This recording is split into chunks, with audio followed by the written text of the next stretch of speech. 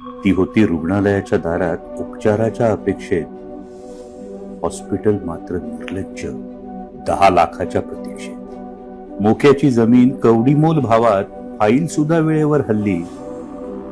तिला मात्र पैशाअभावी उपचार नाही, तिथं माणुसकी सुद्धा लाजली.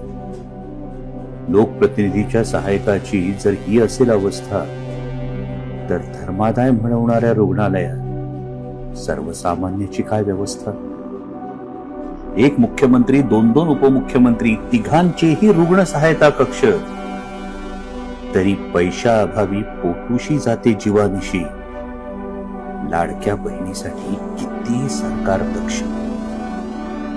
चीड, संताप, उद्वेग, राग, आता शब्द सुद्धा बधीर झाले. ताई, आम्हाला माफ कर. धर्मादाय पैशासाठी अधीर झाले. तू गेलीस 2 चिमुकल्यांना सोडून, पण लाज शरम जागवून गेलीस. प्रगत महाराष्ट्राच्या ट्रिपल इंजिनचा पुरखा टाराटारा फाडून गेलीस.